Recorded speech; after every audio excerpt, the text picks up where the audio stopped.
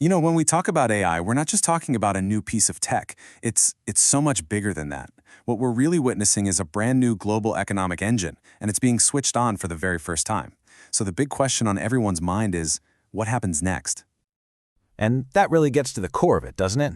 This is the central tension of this whole conversation. You can think of the AI economy as a two-sided coin. On one side, you have this immense, incredible promise. But on the other, there's the very real peril of deepening the divides that already exist. Today, we're going to look at both sides. So, who are the new players on this field? Well, we're calling them AI agents. And listen, these aren't just robots on an assembly line. Think way more sophisticated. We're talking about systems that can manage global supply chains, or even make these high-stakes financial trades all on their own. They are, for all intents and purposes, brand new actors in the global economy. All right, let's start with the good stuff, the incredible promise. We're going to dive into how AI could potentially unlock an era of economic growth unlike anything we've ever seen before. The sheer scale of what we're talking about is, well, it's staggering. Some projections estimate that AI could add over $15.7 trillion to the global economy. To put that in perspective, that's more than the entire current GDP of China. But how? How does that even happen? Well, it pretty much boils down to this three-step engine. First, AI automates tasks, and not just the simple stuff, but complex ones too. This leads directly to step two, massive, and I mean massive, efficiency gains across the board. And the result of all that? Soaring productivity. You're getting way more output from the same amount of input. This is the classic recipe for economic expansion, but it's on a scale we've literally never witnessed. And here's the really cool part. It's not just about making old industries faster. AI is actually creating entirely new markets out of thin air. Think about things like autonomous shipping that you can just subscribe to as a service, or marketplaces where you can buy predictive analytics on demand. These are brand new economies being born right before our eyes. This chart here does a great job of breaking down where all that new value is coming from. So yeah, productivity gains, that's a big piece of the pie, just like we talked about. But look at the other slices. Making global supply chains smarter, allocating resources more effectively, and of course, creating those new markets. It's a full-on, multifaceted value explosion. So the optimistic case here isn't just about making stuff cheaper. It's about generating profound new value.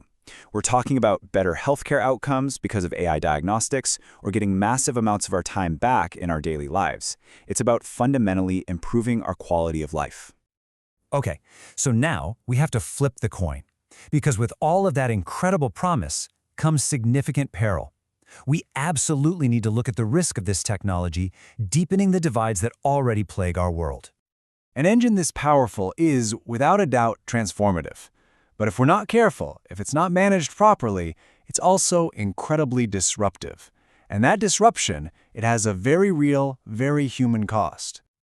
At the very heart of the issue is this dynamic between human skills and AI capabilities. On one side, you've got where we humans still have the edge, creativity, big picture strategy, truly complex problem solving.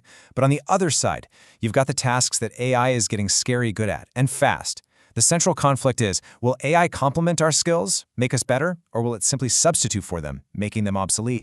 And this brings us to a really critical term, technological unemployment. This is not about jobs that are lost in a typical recession and then come back later. No, this is about entire job categories becoming obsolete because the technology has fundamentally changed the work that needs to be done. And look, this isn't some theoretical, far-off problem. We are already seeing this on the front lines.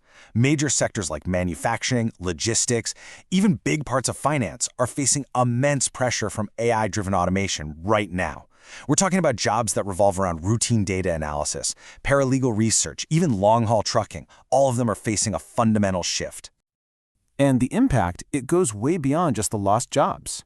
You have to picture the ripple effects, a widening gap between the people who own the AI and the people who are displaced by it, a greater and greater concentration of wealth at the very top, and even new trade imbalances between the nations that are leading in AI and those that are falling behind. So we've seen the promise, and we've stared right at the peril. This brings us to the most important part of this whole story. Because the future of the AI economy isn't something that just happens to us, it's something we build.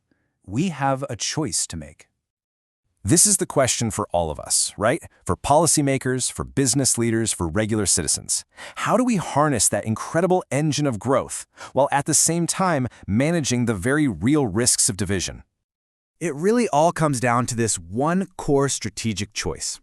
On one hand, we can look at this through a zero-sum lens. That's where AI is just a weapon to capture a bigger slice of the existing pie, which, inevitably means someone else's slice gets smaller. Or we can adopt a positive-sum mindset, where we use AI as a tool to make the entire economic pie bigger for everyone. And this table here, it really lays out what those two mindsets look like in the real world. So, when you're faced with job displacement, what do? Do you offer just minimal safety nets, or do you make huge investments in reskilling and education?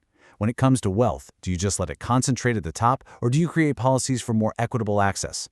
And on a global scale, do we retreat into protectionism and rivalry, or do we try to foster collaboration to set the new rules of the game? The path we choose here matters enormously. And here's the most crucial point I want you to take away from this. Technology doesn't determine our future. We do. The outcome of the AI revolution, whether it's one of promise or one of peril, will be a direct result of the choices we make, starting today. And that leaves us with one final big question. This new economic engine, it's being built right now. The rules are being written as we speak. So the question for you is, who gets to be the architect? And who gets to decide the rules for everyone else?